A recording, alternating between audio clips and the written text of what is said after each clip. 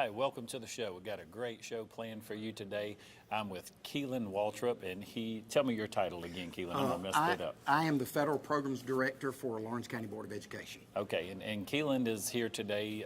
We're going to actually be sharing the community stakeholders meeting with the Lawrence County school system.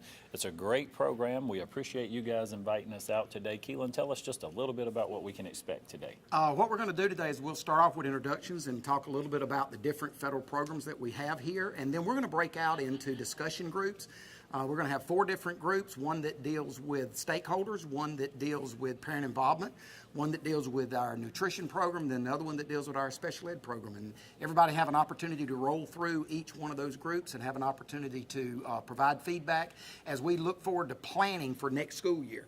And so this gives our community an opportunity to be involved in the planning for next school year. Very important. Vital information, programming for our students and our school system here. Keelan, we thank you for having us today, and we look forward to a great program. Look forward to it. Thank you so much for coming today to our spring federal stakeholders meeting for the Lawrence County School District. We're going to do a few introductions here to start with. My name is Keelan Waltrip. I am the Federal Program and Assessment Director for the Lawrence County Board of Education. We've got a couple of other of our directors here today that will be speaking. Ms. Donna Sapp, our Director of Nutrition. Donna, throw your hand up back there for them so they can see you. Ms. Stacy Sanders. Stacy's our Director for our Special Ed program. And then I've got a couple of ladies that are going to be working with me a little bit with our parent involvement portion of our stakeholders meeting, and that is Ms. Lynn Bowden. She's over here, and Ms. Denise Taylor. She's all the way in the back. They'll be working with us today as they'll be talking about parent involvement. The purpose for this meeting is for us to get input on our federal programs. That is one of the requirements of the federal programs that we have here in Lawrence County. We have Title I Part A in Lawrence County, Title I Part D, Neglected and Delinquent, Title I Part C, Migrant, Title II Part A, Teacher Quality, Title III Part A, Language Introduction for LEP and migrant students, Title VI Part C, Title 10 Part C, which is the McKinney-Vento for homeless and foster care youth, Title VI Part B, which is our Rural Education Achievement Program, the Individuals with Disabilities Educational Act, IDA, and Nutrition. Those are our federal programs for Lawrence County. Thank you, Lynn. I've got it up here, but you also have a copy of our PowerPoint. Today, what we're going to do is we're going to have a brief overview and hear a little bit of our federal programs, and then we're going to break out into, originally we had said 4 groups, but with the numbers we've got here today, we're going to just break into 3 groups. And in each one of these groups, the people that are running those groups are going to be talking with you about some surveys, some data that they've collected from stakeholders in their area, or either some goals that they're working on, and get some input from you as the stakeholder for Lawrence County as we are looking to try and improve Lawrence County. The whole purpose for this is how can we improve Lawrence County? How can we impact student achievement through our stakeholders being involved and through our instruction that goes on in the classroom? And so that is the purpose for today's meeting. So we will be in here first to talk a little bit about Lawrence County, and then we'll break into our 3 groups and spend about 20 minutes in each group. At the end of that 20 minutes, we'll rotate to the next group. And so at the end of that hour, everybody will have had an opportunity to be in all 3 groups, and then we'll come back together for about a conclusion right at the very end for about 10 minutes, if that long. Again, thank you for being willing to put aside your day. I know this is a burden. Some folks see it as a burden, a responsibility. I see it as the citizens of Lawrence County to be a part of education. But I appreciate you taking time to be here today. Let's look at some of the different demographics we have here in Lawrence County. As you can see, we've got 8 schools here in Lawrence County and an alternative program.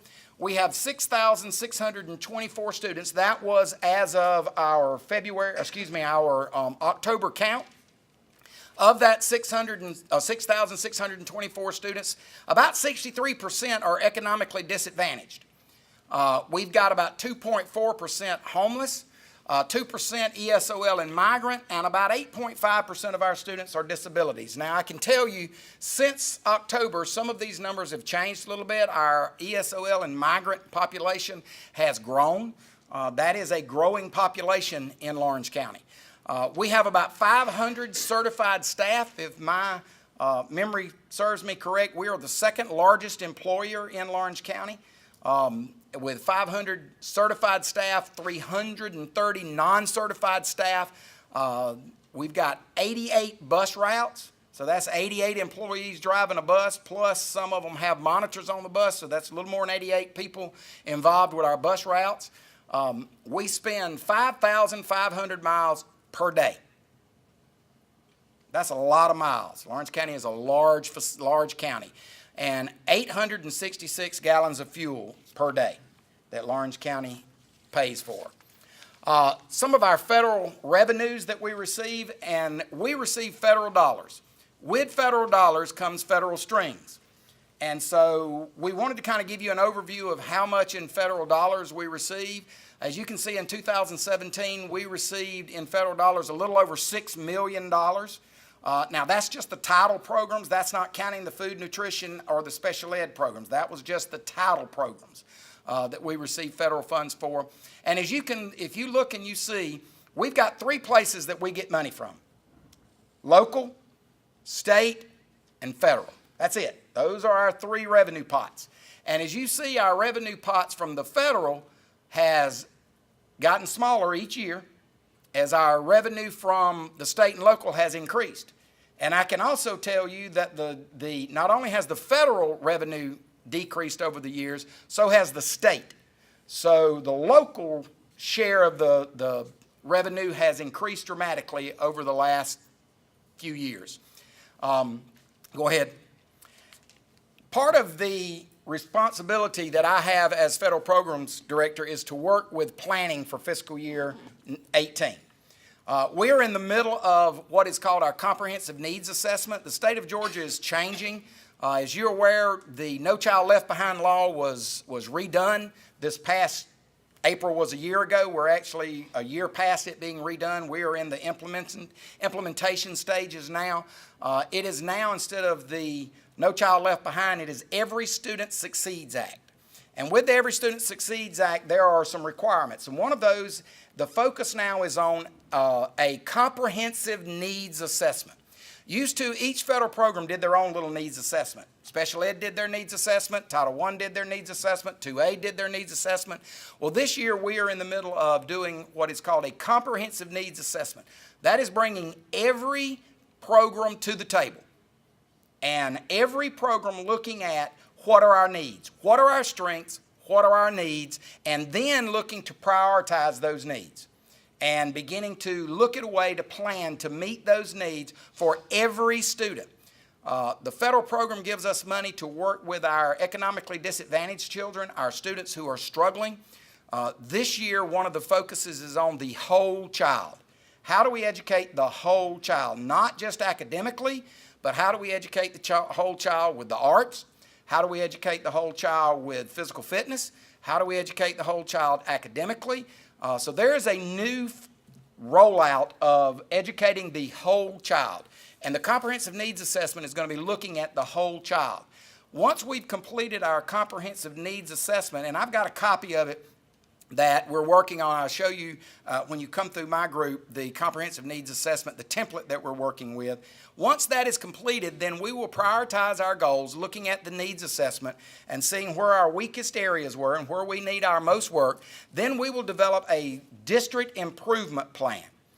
And that district improvement plan is going to take those needs, you prioritize them, and then you look at, okay, here's where we say our weakest area is. How do we go about fixing it? Let's come to some consensus on some action plans and begin to put together our district improvement plan. Also, as part of our improvement plan, there is a parental involvement plan. And that is one of the things you'll be looking at today. How do we involve parents? How do we get, the key to a success of a school system is getting the parents involved. How do you get the parents involved? And I'll be honest with you, that's probably one of our weaker areas. In every school system, every meeting that I go to, that is a big topic. How do we get more parents involved in the education of all of the students? And so that's one of the things we're going to be looking at today. Donna, with the nutrition, they have a wellness plan that they have to work out, and she's going to be seeking input from you on that. And then the SSIP, that is the special ed component of it, and Stacy's going to be working with that. So today we're going to be reviewing, analyzing, and then developing these plans, or working toward developing these plans. All right? This is the first time we've done this meeting this way. We're trying a new meeting, a new way of doing things. You know, one of the definitions of insanity is doing the same thing over and over and over again and expecting different results.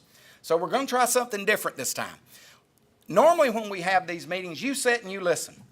And then you go and you don't know more when you left than when you got here.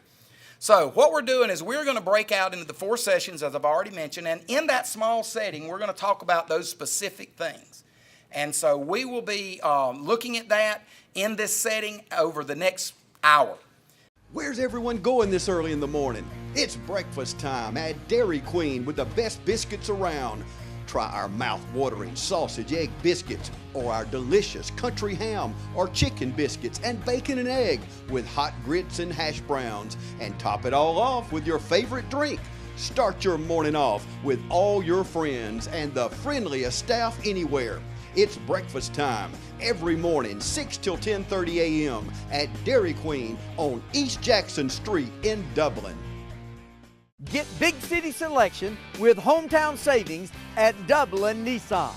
Take home the Titan for as low as $29,995. Call, click, or come see us.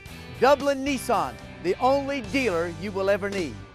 I contacted the Chamber of Commerce and got your email address. Your list of businesses that are part of the Chamber of Commerce, and we sent an invitation to every person who was a business and their contact that was a member of the Chamber of Commerce, inviting them to either this meeting or the 6 o'clock meeting tonight. We do this twice on the same day so that those that can't come at lunch can possibly come in the afternoon. So we sent those out, and then we also sent out the flyer to every student in the county. Was given a flyer to take home to their parents so that we can involve some parents. We also put it on our Facebook page, our web page. We have done everything but smoke signals. And if somebody teach me how to do that, I'll build a bonfire and start sending out smoke signals. The other thing that I did different this time that we haven't done in the past was I went ahead and sent out a survey to the business and the community members that were involved with with the chamber, the email addresses. We sent out a survey to try and get some feedback so that those that couldn't come could at least give us a little feedback with some questions that we posed for them to give them an opportunity for some feedback. And so I've got the results, and I'm going to give each one of you a copy of the results of our survey and kind of go over the survey a little bit with you. First of all, and I'll give you this so you can see, this is the analysis of the results, kind of showing you, we sent this out to 461 emails, of which 261 were opened, 177 were not open, and of the 261 that were open, 60 people responded. And so these results are based on 60 responses. And I've kind of gone through and analyzed it a little bit. As you can see, we had a lot of business. About 60% of the responses came from businesses, from business leaders, and then we also had some community stakeholders, which was our faith-based, our local and state government agency stakeholders, and then also some other, which were parents. And the next one's going to be a graph showing you those. If you go all the way to the back page, I think is where our numbers are, that we get into the questions a little bit. And I'm not going to go through each one of these. I'm going to show you the ones that I found that the business leaders said and these stakeholders said was our weakest area. If you go down where it says Lawrence County School District actively seeks to engage external stakeholders, 30 1% said that they strongly disagree, do not know, or disagree. Over half. So that was one of our weakest areas. And then also the very next one, Lawrence County School District actively communicates with external stakeholders. And as you can see, 26% said they disagreed, 10% strongly disagreed, and then we had about 16%, 17% that said that they did not know. So when I kind of digest this a little bit, I think part of it is apparently we're not communicating, getting our message across to our stakeholders. So one of the things I wanted to do today was to get some feedback of what can we do? What is some of the suggestions that are from the business community that we can do to try and get them involved, to get them to come to meetings like this, to have input? We're willing to try and reach out any way we can. So as a chamber, I'll tell you something that's really popular in the chamber industry right now, Okay. as far as communication goes. A lot of our folks have asked, as far as our meetings, and we have monthly meetings after hours and breakfast, text rather than the emails and the sending home letters and different things like that. They've asked just to be text. Send them a text to remind them this is when the meeting is, this is when it takes place. Okay, so you're saying in addition to like today, have sent out a text that said, okay, don't forget our meeting's today at 2 o'clock.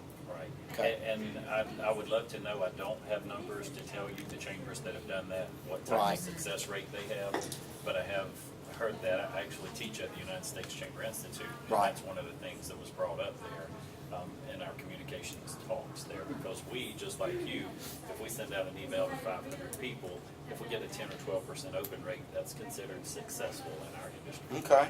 Well, I guess then we were fairly successful then, because we had 38%. Yeah, that's pretty good. All right, so sending out text messages to remind them, hey, don't forget our meeting today, come be a part of our meeting. All right. What about I know both of you represent a school, you both work in the school system involving parents. I don't think we have a parent here today at this point. Now, hopefully some will come this afternoon. So we did an all-call to all our parents last night. We did the all-call to all parents last night. We really want to get our parents more involved in what's going on in the school systems and to give them an opportunity to have some input we do a parent survey, and that's what you're going to talk about in the next group is parents. But as a stakeholder, how would you see being able to get parents more involved? I think sometimes, but with the county, it's kind of hard to actually go into the community and hold something in the community. Sometimes transportation is a barrier. Sometimes people just don't want to come. But we have noticed with I do family connection and community mental health. We've noticed sometimes, and I work closely with the housing authorities, but we've noticed sometimes when we take stuff in the communities, we get a better response. Well, but like I said, with the county being so spread out, Right. it's kind of hard unless you can partner with an organization that's already in that local community Right. or something Okay. like that. We actually have been talking about, when we do our fall meeting, actually doing a meeting like at the Dexter Community Center, the Rents Baptist Church or the Cadwell Baptist Church, the Dudley Community Center over in East Dublin, and kind of doing more than just having the parents come here or the community. Would it benefit, do you think it would be beneficial to hold this type of meeting, say, at the chamber instead of out at one of the schools? Instead of coming here, maybe doing it at one of your meetings, coming into one of your monthly meetings and discussing something like this at one of your monthly meetings instead of having a separate meeting like this. I believe it would certainly help. But you mentioned a key issue is transportation. Yeah. And we see that in business as well as education. Transportation seems to come up in a lot of the meetings that I sit in. Okay. But taking it out to the communities and bringing it to them. Another thing that we found with our meetings, and I found this with my board, if you want to have people come to the meeting, there has to be a topic being discussed that is directly going to impact that person. Right. So if a person feels like they're coming to hear you talk about the financial situation of the school, And I'll just tell you, as a citizen, they figure, well, that's your job. That's Right. what you do. Why do I need to be there? You're not going to do what I say anyway. Right. But if it's a topic or a subject that's directly going to impact my household, you have people show up because they do have the stakeholder. They Right. have some stake in the game. Okay. What about from the business end of it, or from the sheriff's end of it? You're out and about in the community. I think all this was really good. I mean, everything they spoke of was on my mind too. But the time of day, I mean, I was thinking this time of day when we come down here, I was thinking like not many people here because of the time of the day it is. I know school's still in session, so I didn't Right. figure many teachers would be here. A lot of people's working this time of the day, but you said y'all had one at 6. Right, So y'all do right, it 2 times. right, we So do. I think We that's- started this, we started several years ago doing it twice. Yes, sir. During the day for, around lunchtime for our lunch folks, for, Yeah. to hopefully coordinate a little bit with lunch. But because this one was gonna be in an hour and a half, we felt maybe folks could go to lunch, then come to this. I had mentioned to you about the comprehensive needs assessment. This is the comprehensive needs assessment. There is every type of data that you can possibly think of that takes place in the school system. And that's one of the things that we've begun working on, is pulling the data. And it doesn't just look at academics. We're looking at demographics, we're looking at teacher surveys, parent surveys, business surveys. This survey that we did for the stakeholders will be a part of this comprehensive needs assessment. The information that we get today will impact this. One of the things we look at in here is, one of our areas is the supporting learning environment, family and community engagement, effective leadership, coherent instructional system, and professional capacity. So the family and community engagement, this will be encompassed into that, and looking for what is our strengths, what is our weaknesses in that, and how do we strengthen the family and community engagement. And so that's what we're kind of looking for. And then from this, then we develop our school improvement plan, our district. Now, each one of the schools in our district is also going through this very same process, but they're focused just on their narrow at their school. Each school does one of the comprehensive needs assessment, and then each school also develops their own school-wide improvement plan. And so each school is also having their own stakeholders meetings at the school. And so those are some of the things. Now, when we talk about communicating with our stakeholders, we've done it with email. We did TV 35. Did an ad with TV 35. And when I'm saying this, I'm not talking about just to invite people to meetings. How can we communicate better with our stakeholders of what's going on in Lawrence County? I think part of it is the perception. People's perception is their reality. And so how can we communicate a better perception of what's going on in Lawrence County? The negative stuff gets great publicity. I was gonna say, you pass out test scores, if you pass out milestones right now at this time, you'd have a flood of people in here. Yeah, you're right.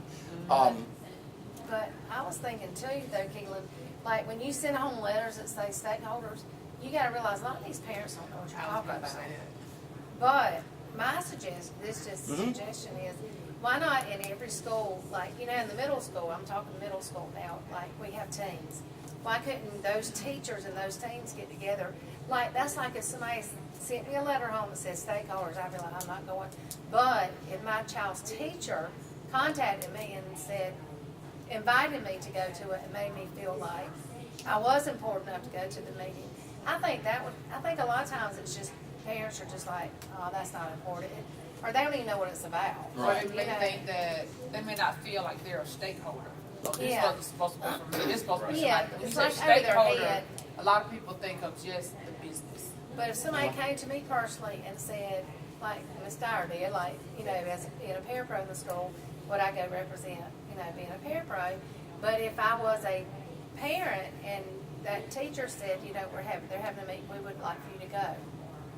Maybe the teachers get the parents more involved that way too. A little more personal Personally, touch. pick out some different types of parents, like business leaders, and then, your different parents to go.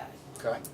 That's what I just, because a lot of times it's that personal level that you can get a letter all day long and you just But if somebody personally reaches out to you, Okay. you know, I think that gets more attention. Okay. As far as the communication part, I think you all are doing a great job Yeah. as far as communicating what's going on with It's the just county. understanding it. You have some people who's always, no matter how much good is put out there, they're always looking for that negativity. So that's Right. what they mostly focus on. Yeah. But I think you all are doing a good job with it. How can you promote it more? There's not much I you don't can know. do, and the problem is you're fighting for what is important to people today is the time. Yeah. And they have Yeah. so much time, they've got ball practice, they've got work, they've got church, they've got here, there. But if you have a meeting and you hold a vote in that meeting, and you have a vote that's important to this school, and this is going to impact this school, and you only have 20 or 30 people show up, so they get to make the decision, and that decision is final, we invited everybody. Right. These 30 people got to make the decision. You're gonna hear a lot of the people that you couldn't hear from, you'll hear from them now. Well, why didn't you Yeah. do that? Well, you need to come to the next meeting we have, because we may be voting on another important topic.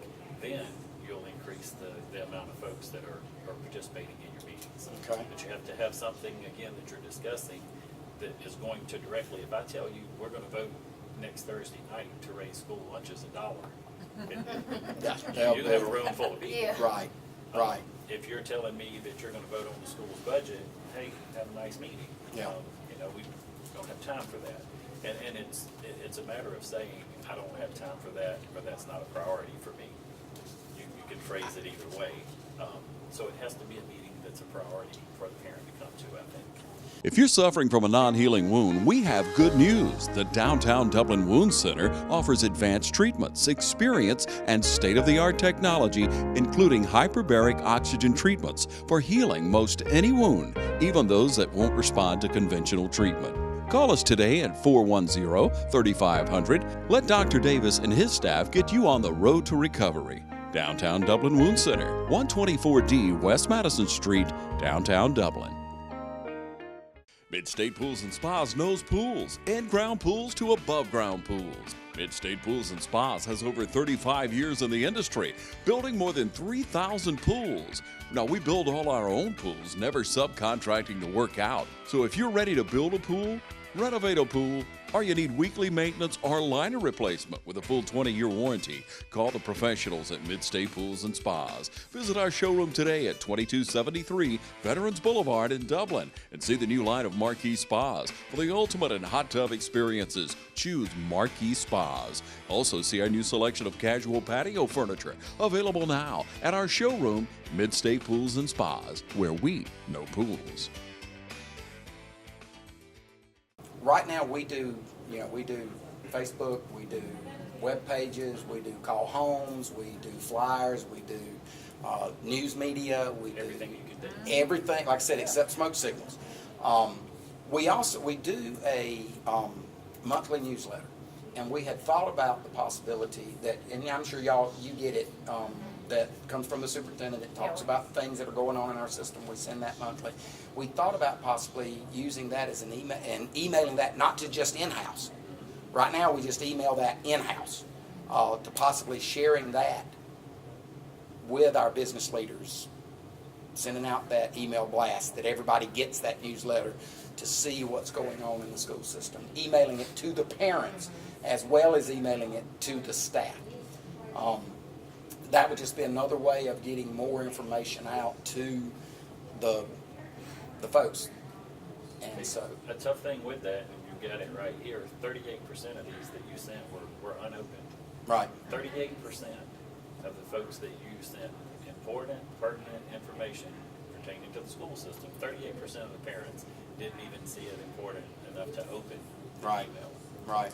Do y'all post it on your Facebook page? Facebook page, web page, we do call home. We did a call home last night to every parent in the county. I mean, the newsletter. No, we have not posted the newsletter on Facebook. I have found in the last couple of years, nothing's official till it hits Facebook. And so we have learned to post things on Facebook. And that makes it true as well. If it's on They know Facebook, when it's the got to school be is- true. They know when the school has closed. Facebook said it. Yeah, but I started a Lawrence County Facebook page that I manage, and so we do post things on there. We have posted this on there now, but we do not post the newsletter on there. And so but the newsletter is usually 3-4 pages long. So now we were going to have the capability next year of being able to pull our parent email addresses out of our student information system and be able to email through that. And so that may be something. Do you think that would be beneficial, as also with the businesses, in emailing them the newsletter?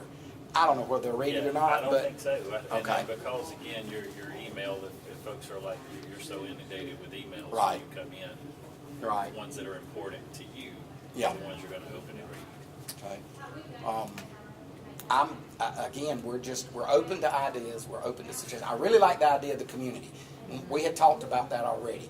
I like the idea of possibly maybe our fall meeting, in addition to doing something like this, come to one of the chamber meetings and do what we would normally at the fall meeting. What we actually do is right now we're planning, and then we'll work all summer on developing these and getting them fine-tuned and getting them submitted.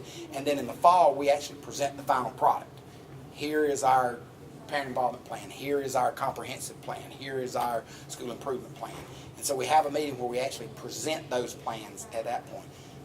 Do you think it would be beneficial in me, superintendent, coming to a meeting? Would that be possible at the chamber meeting where, and those type things, those usually last about 15, 20 minutes, maybe 30.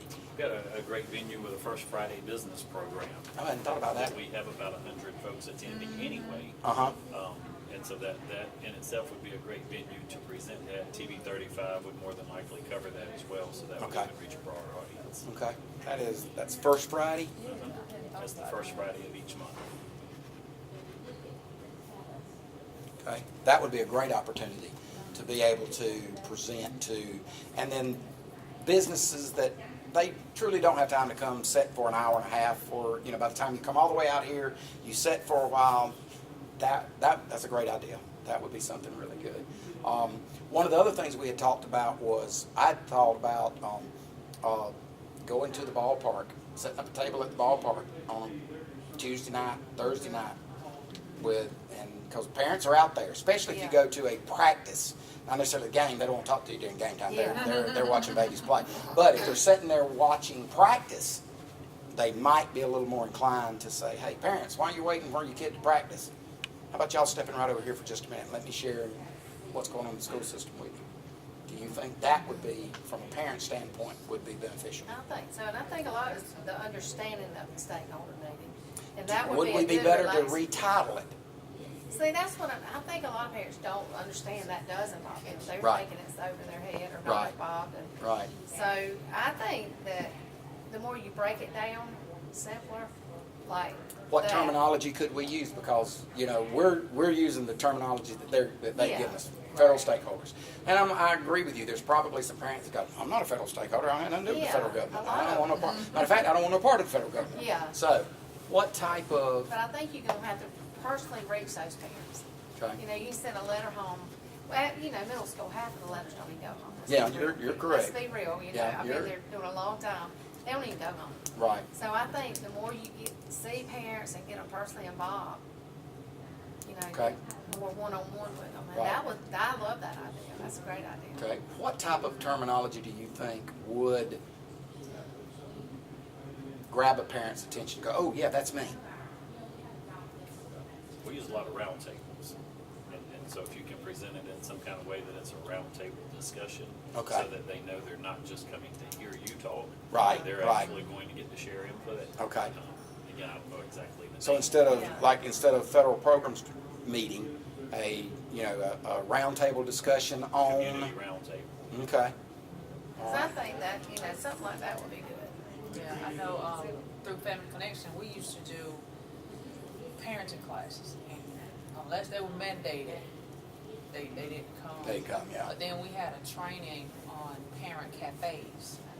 And so we started utilizing parent cafes for different things. If we wanted to talk to parents about literacy, we would do a literacy cafe, stuff like that. Just something that would catch, the parents that Did that help? That's, It did, That's what- it did help some, and Okay. it just depends on what, partner that we, go with. We had our partners to help spread the word too. okay. They had- And I think that would help as far as like the Friday night, the first Friday night. If we partner with y'all for first Friday night and y'all are advertising your first Friday night, we're advertising that Lawrence County is going to be there to discuss our school improvement plan. We're going to provide information concerning what's going on in Lawrence County. That might So be that's a First Friday business breakfast. first. It's actually business. titled First Friday Means Business. Oh, okay. So it's a business program. Okay.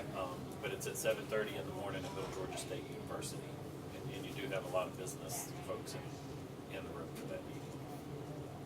And a lot of them have children in the Lawrence County School Yeah. System.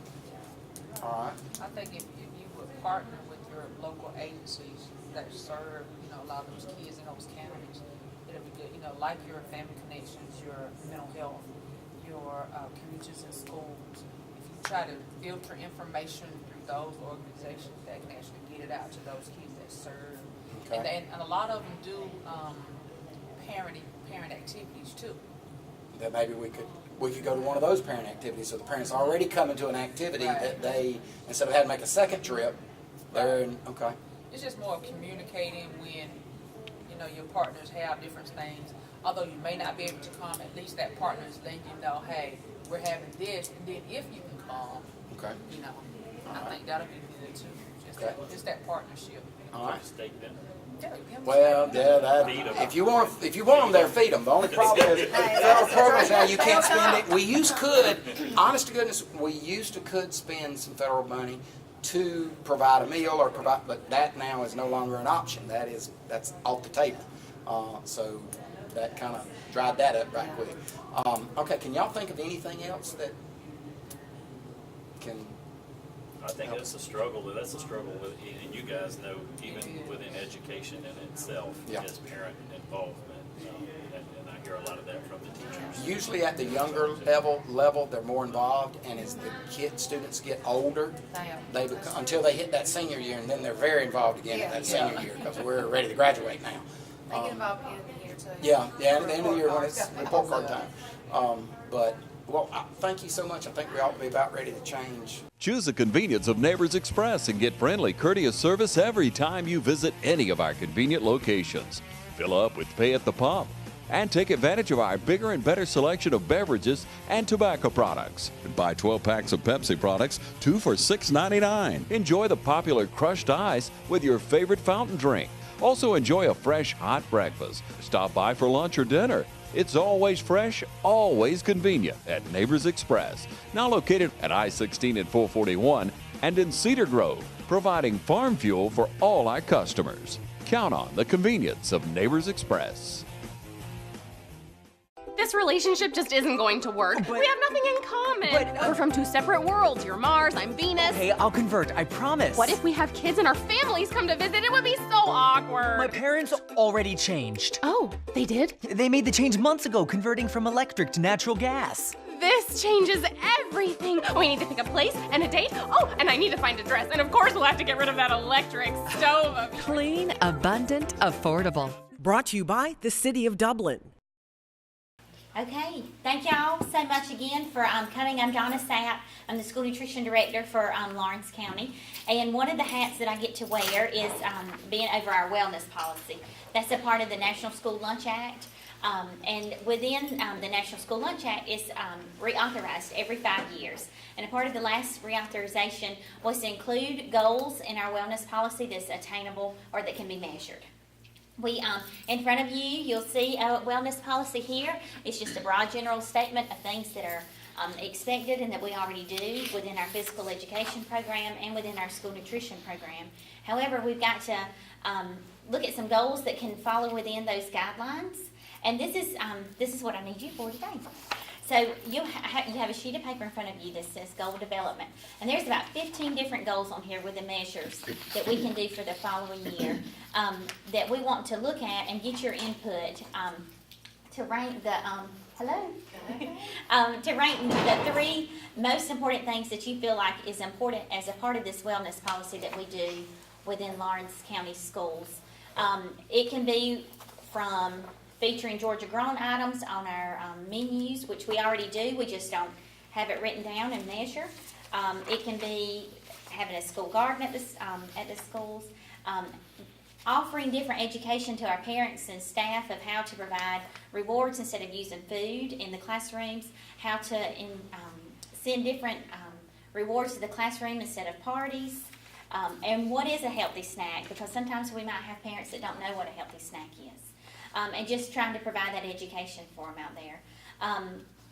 Having physical education goals so where they can, where students can decrease sedentary activities, and what are some ideas that parents can use for that, or what are just some community physical activities that's available, maybe the fun run in Dudley that they have at Dudley Baptist, or the wellness walk that they do at East Lawrence High School, and just making sure that that's publicly aware, sent out to the parents via our website or via an all-call, so that parents would know different ways that they can decrease those or increase their physical activity as a family. So if you'll just take a minute and look at these goals, rank the top, which 3 that you think is most important. We're going to pick out 3 from the response today, and we'll take this back to our school level wellness chairs, and they will kind of make some finite goals of how to implement this better into their schools. If I look at goal number 3, it says district uses evidence-based strategies from the Smarter Lunchroom Movement. And that was a study that was done by Cornell University, where they look at different ways that you can set up a lunch line that students are more enticed to take more fruits and vegetables. And it's evidence-based, so it has occurred numerous times. Or how you set up a milk box can encourage students to take more low-fat white milk than maybe the higher sugar or higher carbohydrate chocolate and strawberry milk. How you put a basket at the end of the serving line with fruits and vegetables instead of putting them in a silver pan will entice them to pick up more fruits and vegetables. So just different things like that, or some of the things we're already doing, we're just not, we already do in our school cafeterias, but we're not measuring them. So I was just trying to give y'all a little bit of feedback. Donna, I like the way you guys do the grab-and-go breakfast in the morning too, where you have those kids who might not necessarily go in the lunchroom, but you make it readily available. They walk by, they grab it, and those are kids maybe who wouldn't have a snack, or but that's a great thing for them. Thank you. We've started that at both of the high schools, at both of the middle schools, and at Northwest are doing that. So it's been very successful. We'll turn this over to Stacey. I think y'all are about finished on our end. All right. Yes, I love what I get to do every day. I have a passion for students with disabilities. It's just exciting. Every day's different, each and every day. Special parapro right here who does an awesome job working with our babies. But we do work up under the Individuals with Disabilities Education Act. It's a federal act that's in place, and it does give us responsibility as a public school system to serve students that are identified as having disabilities from ages 3 all the way up until they're 21, and actually once they turn 22, we let them finish up that school year. We don't send them home with a birthday cake; they can stay. So our students stay with us until they turn 22 or until they earn their regular education diploma. And that's why we're here today. We're here today to look at ways we can better help our students that are identified with disabilities to earn that regular diploma. That's our goal. But just a little bit of facts about Lawrence County schools. We have a little over 600 students that are identified as having a disability of some sort. We have approximately 70 special education teachers and about 40-ish paraprofessionals that work with our students in the classrooms. We provide specialized instruction, of course, speech therapy, occupational and physical therapy, special transportation, and that's where we actually have some of our monitors that's on the bus with the bus driver to assist some of our students that may be in wheelchairs, some of our 3-year-olds that need to be buckled up, some of our students that may have behavioral issues, and they need just some assistance sitting in that seat to get from point A to point B. We serve students that have disabilities from autism, intellectual disabilities. Some students have emotional concerns. We have others that have learning disabilities or delays of some sort, and then some have health impairments. So it's a whole vast array of students that we serve. And with that, on your little sheet of paper you've got there in front of you, if you don't, let me know. We came up with last year, looking at our data, we realized, we do have an issue. We have a gap in our data showing that our students with disabilities are not achieving at the same level as students without disabilities. And some people think, well, Stacey, duh. But my point is, looking at our demographics and looking at our data with our students, 80% of our students that are identified as having a disability have an intellect that is comparable to their next door neighbor, compared to those students without disabilities. Only about 20% of our students that are identified as having a disability have an intellectual disability, where they really will struggle learning all that content at the same rate and at the same pace as other students. So with that in mind, we realized, well, one of the first things we've got to do is we've got to stop pulling our students out of that regular classroom once we identify them as having a disability and putting them down the hallway in a special education classroom.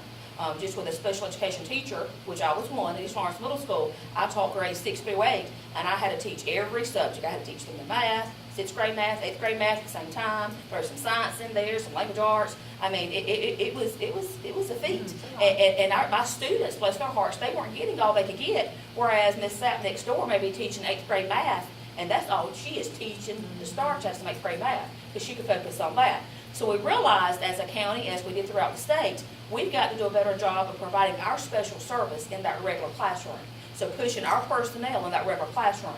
And therein lies what you'll see right here when I have co-teaching. That's what co-teaching is. That's where we have a special education teacher and a regular education teacher assigned to a whole classroom of students. And approximately 1/3 of that classroom are students that have a disability of some sort. And we try to serve them that way. And we're finding that our students do learn better. But with that, we also realize, oh goodness, now I have 2 people in the classroom. If Miss Lord, who's the only teacher in her classroom, has to go home sick, we can't find subs. In Lawrence County, we have a hard time getting subs. Well then, what's going to happen? I got 2 adults over here in this classroom. I have nobody watching this classroom. I can't call anybody in. I've got to pull one. So then we realized very quickly that my personnel were being pulled from their duties of serving my students that have specialized needs. That's written in their plans that we've got to be providing that. So we knew we had to come up with something to address that. So one of the things we did, I thought, okay, just so everybody knows, we came up with our nice form of, okay, administrator signs off. I acknowledge I'm pulling Karen Gay out of her classroom today to go sub in Miss Christy Lord's classroom, and the reason why is because I cannot find a sub. You know, if I thought if we could. No one would want to fill this. Exactly, and I thought if we had that documentation. Well, I just now have a thick folder, and 90% of the reason is we cannot find subs. So that's one of the things we're looking at is trying to figure out, well, number one, okay, why?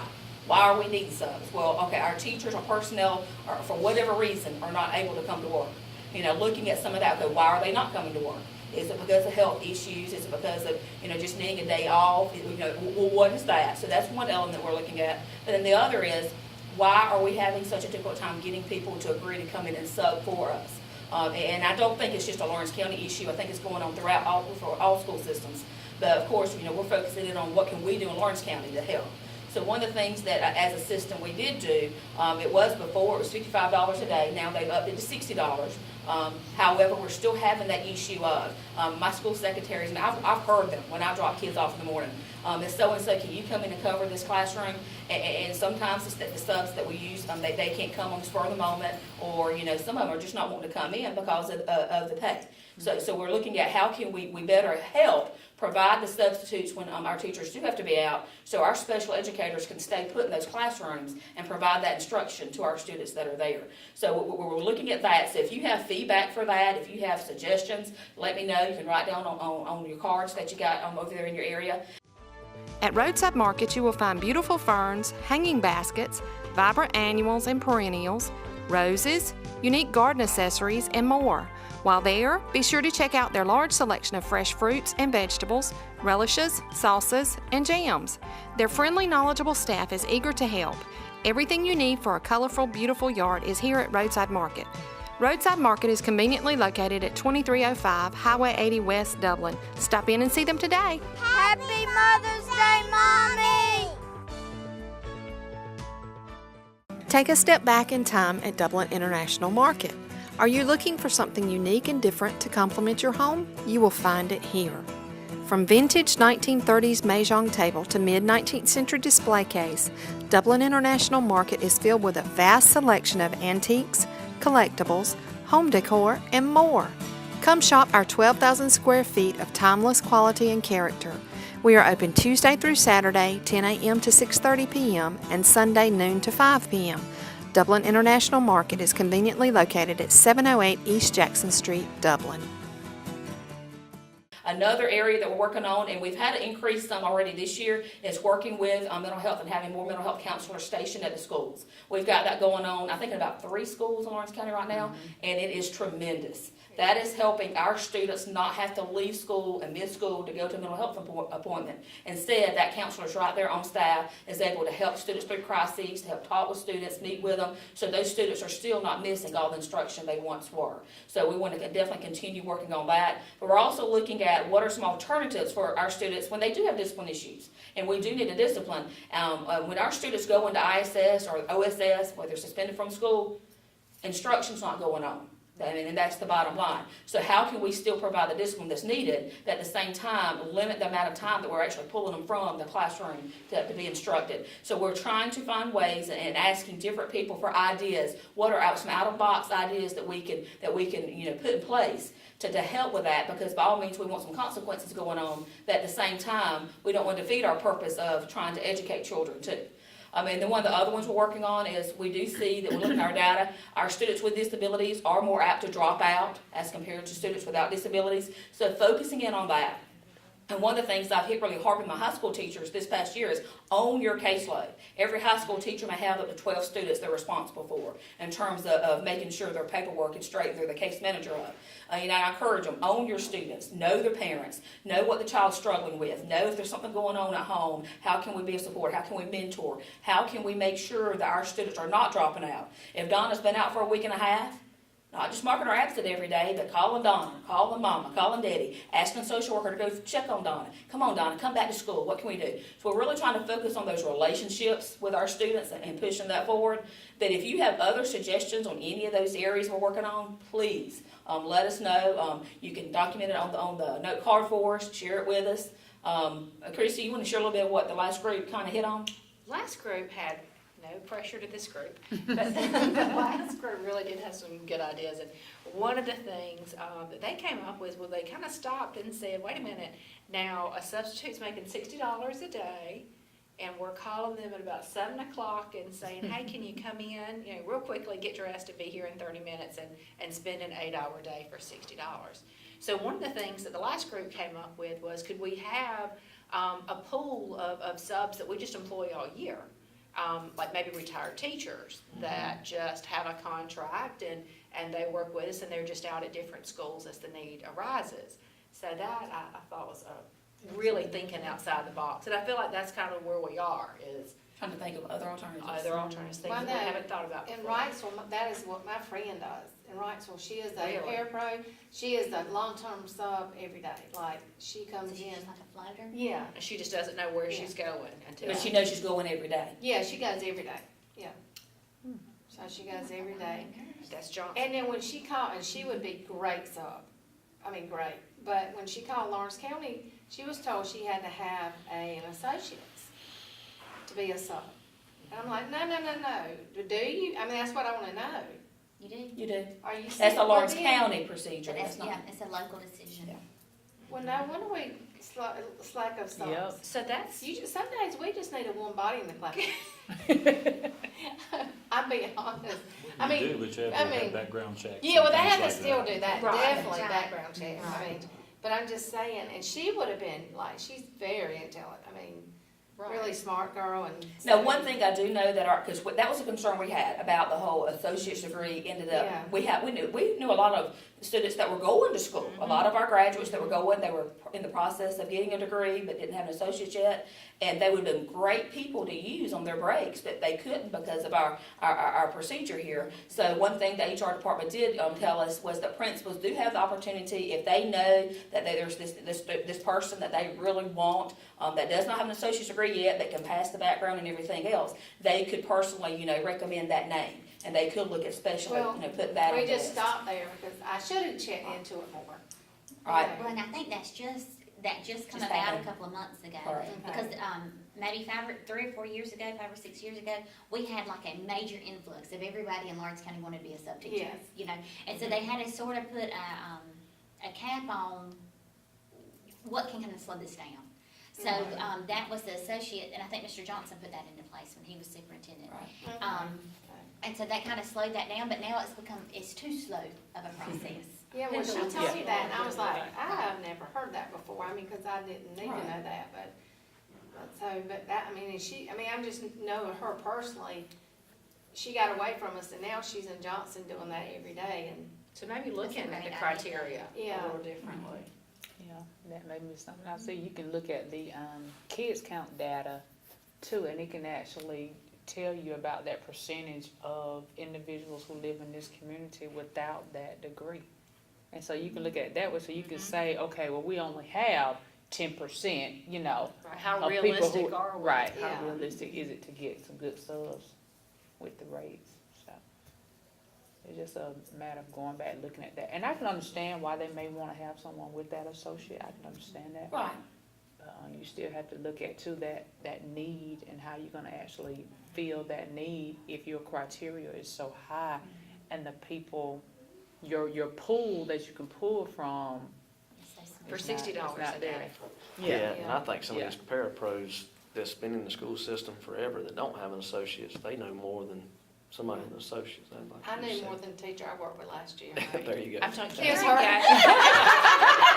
Here's her. I'm like, What is she talking she's about? so glad. But no, I mean, it's You're not, I'm just right. talking about You're right. That not a teacher, experience. but the Yeah. associate's degree doesn't mean as much as. The degree somebody's is not doing it. always the. Yeah, Right. they That trained is experience. good, but experience is better a lot of times. Absolutely. And I could have left any day and Karen Gay could have picked up that classroom last year. But And sometimes sure. people will say, hey, you know, we got, you can have an associate's degree or 5 years experience as a parapro. That'd be a good idea. Yeah. Get you. I know it. That brought it to the Everything table. they got. That's He does not have anything on you. He, Cause I mean, if he you come up just with the idea say, about that. you He did. if you just say associate, because you he may did that have with it. someone That's that fine. And it works has that good. experience and that knowledge. And they're not even able But to get the foot in the because, door. right, because of that, they're like, well, it don't need me even applying for it. Wow, I definitely appreciate y'all's feedback, because we're definitely taking it all back, because it's an issue that's not going away, and we've got to definitely address it, because at the end of the day, that's our jobs, to make sure our students are getting the education they need. And if our personnel's not in place to provide that, then we've got to address it, so. That's true. Thank you so much. Hope you enjoyed our program today. We heard some valuable information concerning the Lawrence County school systems. I want to share with you today and say, come out to these meetings. Support your local educators, support your local schools. They're asking for your input, for your information, and they need your help. A lot of folks like to complain when things don't go the way they want them to go, but they don't show up to try to help when the opportunity's presented to them. These stakeholder meetings are for anyone in Lawrence County. Make sure you understand that. And they're welcoming you, they're inviting you, they're trying to bring these meetings to you in any way possible to get your help. I want to say thank you again to all of our educators, the great job that they're doing here in Lawrence County, and we always like to remind you that it's a great day for business in Dublin, Lawrence County.